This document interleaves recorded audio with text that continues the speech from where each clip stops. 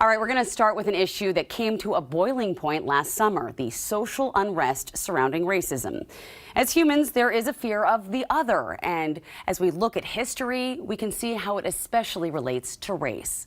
To discuss this, I spoke with diversity, equity, and inclusion consultant Lindsay T.H. Jackson. The history of our country is to normalize fear of self, or as we might call it, self-actualization, as well as fear of others.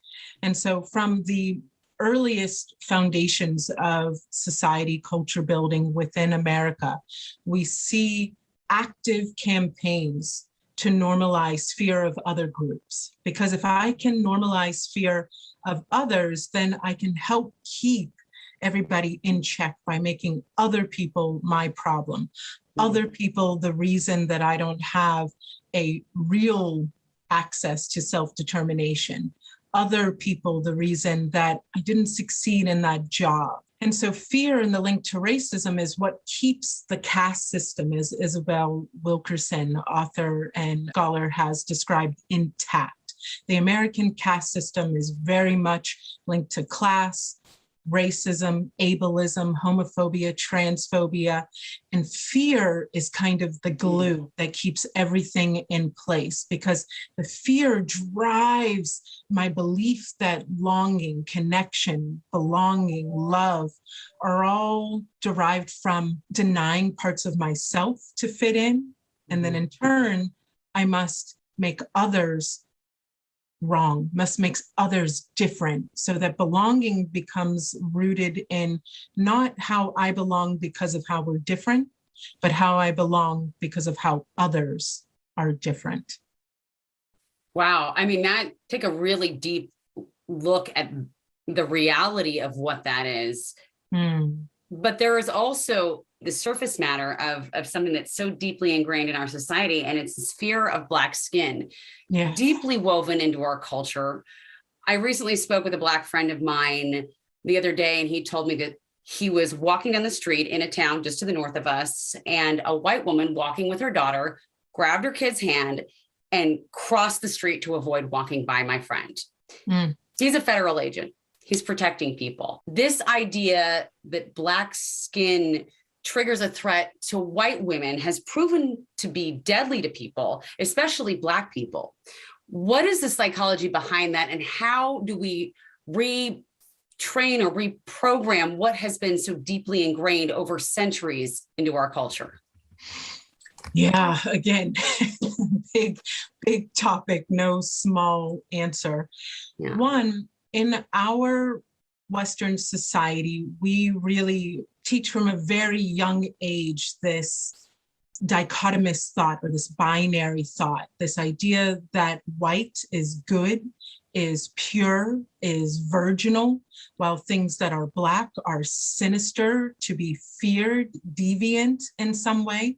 And so we see this not only for white-bodied children, but everybody. We can look in our favorite children's movies and already start to see how this idea infiltrates when all of a sudden the character that is doing bad things, the shade of their skin just changes ever so slightly. It's a little darker. Every time they come onto the screen, the night seems to be apparent and present. And so we start teaching that at a very young age, to normalize this fear of things that are dark or Black, and to celebrate and make pure these things that are white or white-bodied. It is unfortunate to think that children at the earliest moments of their lives are not already being taught to accept racism, to buy into racism, to buy into the caste system, to somehow view themselves as either white-bodied or Black-bodied, able-bodied or disabled, gay or heteronormative, these kind of binary identities. And so when we ask ourselves, should we be teaching children critical race theory? Should we be teaching children about racism and other isms? The better question is, should we be teaching them to break down the messages they're already receiving with a critical lens? I guess there's no easy answer to working through this fear. Is it education, advocacy, I mean, where do we begin even at those young stages? Always at LTHJ Global, we're going to say that the work begins here. It begins with unpacking the ways that you have been spoon-fed a system, a normalization of fear from a very young age. Fear of self, fear of being different, fear of breaking out of the norms of our society, and then being able to articulate and name that. If you can learn to celebrate your difference and work across it, then you can begin to celebrate others. From there, though, we begin looking to co-create solutions, opportunities across difference. And this is very different from saying, I want to go help them over there. I want to go help the Black Lives Matter movement. I want to go help the LGBTQIA+ movement. This is about being in authentic relationship with difference, with communities that have a very different lived experience than my own. And that is not saviorism work. Mm-hmm. That is about getting comfortable with being uncomfortable, which in itself is a revolutionary act.